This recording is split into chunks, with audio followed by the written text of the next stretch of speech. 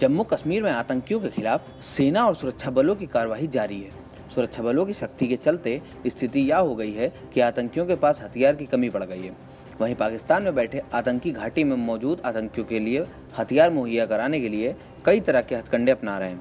कश्मीर घाटी में ड्रोन के जरिए हथियार गिराए जाने वाला मामला सामने आया है। इस सिलसिले में 3 संदिग्ध को अरेस्ट किया गया है। जम्मू कश्मीर के राजौरी जिले से सुरक्षा बलों ने लश्कर तैयबा के 3 संदिग्ध आतंकियों को गिरफ्तार किया है। इन आतंकियों के पास से हथियार, गोला बारूद बरामद किया गया जो उन्हें ड्रोन के जरिए मिले थे। तीनों दक्षिण कश्मीर के पुलवामा जिले के हैं और इनकी पहचान राहिल बशीर, आमिर जान और हाजिर यूनिस वानी के रूप में की गई है।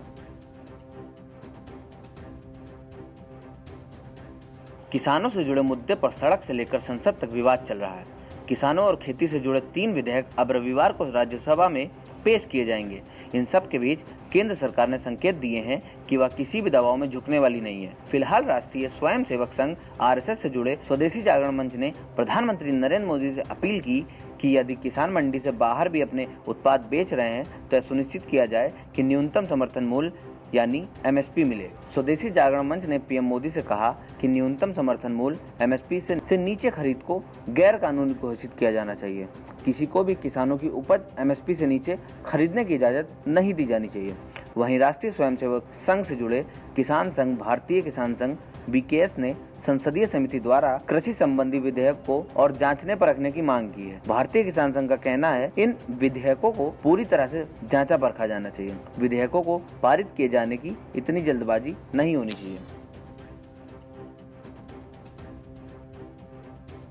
जम्मू कश्मीर का उपराज्यपाल बनने के बाद मनोज सिन्हा ने पहली बार राज्य के लिए आज का ऐलान किया।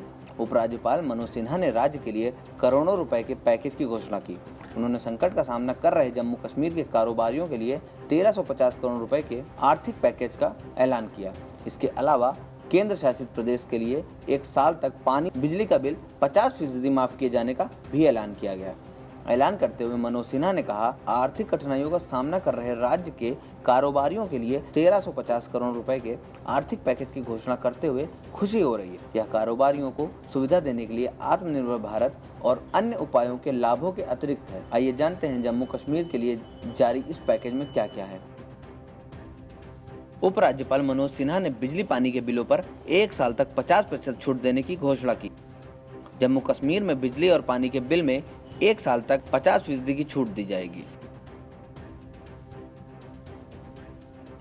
कोरोना संकट काल में केंद्र की नरेंद्र मोदी सरकार के लिए 3 चिंता पैदा करने वाली खबर है। ये तीनों खबर देश के इकोनॉमी से जुड़ी हैं।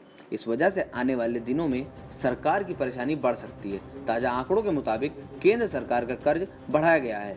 आंकड़े बता रहे हैं कि जून 2020 के अंत तक सरकार की देनदारी बढ़कर 101.3 लाख करोड़ रुपए तक पहुंच गई है। इससे पहले मार्च 2020 अंत में यह 94.6 लाख करोड़ रुपए थी। साल भर पहले यानी जून 2019 के अंत में सरकार का कुल कर्ज 88.18 लाख रुपए था। इस वित्त वर्ष यानी 2020-21 में 15 सितंबर तक एडवांस टैक्स कलेक्शन सहित केंद्र सरकार के कुल कर संग्रह में 22.5% की कमी आई है। कुल टैक्स कलेक्शन घटकर 2,53,532.3 करोड़ रुपए की रहा है। आपको बता दें, जून तिमाही में कुल कर संग्रह में साल भर पहले की तुलना में 31% की भारी गिरावट आई थी। देश का विदेशी मुद्रा भंडार पिछले हफ्ते अपने सर्वकालिक उच्च स्तर पर पहुंचने के बाद 11 सितंबर को समाप्त सप्ताह में 35.3 करोड़ डॉलर घटकर 541.66 अरब डॉलर पर आ गया था। इससे पहले 4 सितंबर को समाप्त सप्ताह में देश का विदेशी मुद्रा भंडार 58.2 करोड़ डॉलर बढ़कर 542.1 अरब डॉलर रहा था।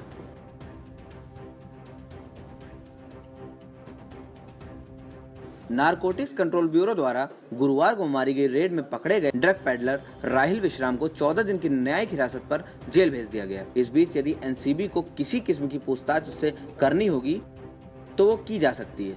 आपको बता दें, इससे पहले अन्य ज्यादातर आरोपियों के लिए भी एनसीबी ने जुडिशियल कस्टडी की ही मांग की थी। बॉलीवुड की ड्रग सप्लाई चेन में राहिल बड़ा मोहरा है।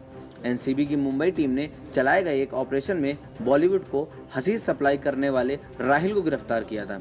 एनसीबी की कोशिश इस पूरी चेन को क्रैक करने की है। NCB zonal director Sameer Wankhede और उनकी टीम ने मुंबई के पवाई में छापा मारा और 2 से 3 लोगों को हिरासत में ले लिया। इस छापेमारी में तकरीबन 500 ग्राम उच्च गुणवत्ता की बड जब्त की गई थी, जिसे बाजार में 6 से 8 हज़ार रुपये प्रति ग्राम के हिसाब से बेचा जा रहा था।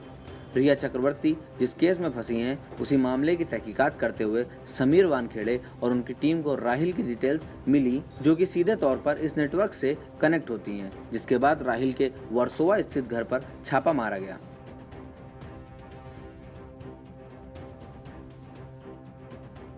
यूपी के सीएम योगी आदित्यनाथ ने प्रदेश में नई फिल्म सिटी निर्माण करने की बात कही। इस बात पर अभिनेताओं और नेताओं की प्रतिक्रिया आई है। दिल्ली से बीजेपी सांसद और फिल्म अभिनेता मनोज तिवारी ने कहा, ये मेरे लिए खुशी की बात होगी अगर नोएडा में फिल्म सिटी बनती है, इससे दुनिया का सिनेमा भारत में आएगा। तिवारी ने कहा कि फिल्म सिटी बने तो वहाँ पर सभी प्रकार की सुविधा हो, चाहे वह रिकॉर्डिंग की हो या एडिटिंग की।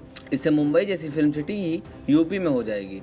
अभिनेत्री कंगना रनौत ने इस पर ट्वीट करते हुए कहा, मैं योगी आदित्यनाथ की इस घोषणा की सराहना करता हूं। हमें फिल्म उद्योग में कई सुधारों की आवश्यकता है। सबसे पहले हमें एक बड़े फिल्म उद्योग की आवश्यकता है। वहीं मशहूर कॉमेडियन राजू श्रीवास्तव ने वीडियो जारी करके कहा, मैं यूपी के सीएम योगी आदित्यनाथ का धन्यवाद देता हूं, क्योंकि उन्होंने फिल्म सिटी बनाने की मांग को स्वीकार कर लिया। कई अभिनेताओं की इच्छा थी कि यूपी में एक फिल्म सिटी बने और वह सपना अब साकार होने जा रहा है। इससे कम से कम 1 लाख लोगों को रोजगार मिलेगा। इसके अलावा भजन गायक अनूप जलोटा ने वीडियो जारी करते हुए कहा, योगी जी को धन्यवाद देना चाहता हूं और बधाई भी देना चाहता हूं कि उन्होंने यूपी में फिल्म सिटी बनाने का निर्णय लिया है। उत्तर प्रदेश ने फिल्म इंडस्ट्री को बहुत योगदान दिया है।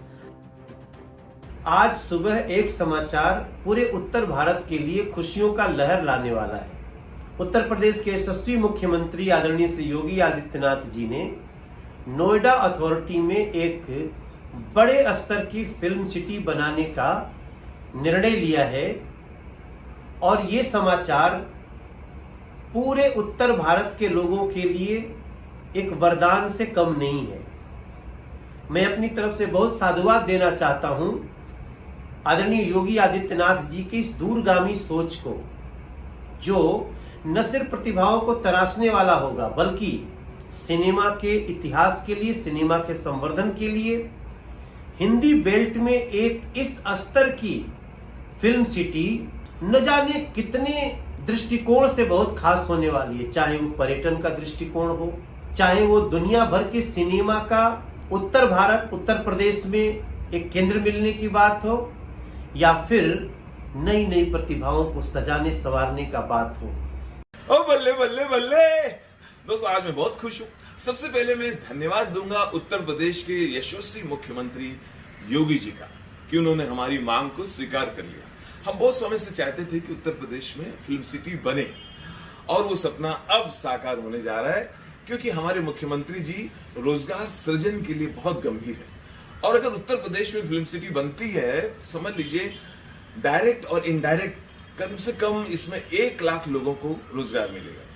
और बड़ा अच्छा लगेगा जब हमारे लोग यहीं पर काम करेंगे, अपने प्रदेश में काम करेंगे।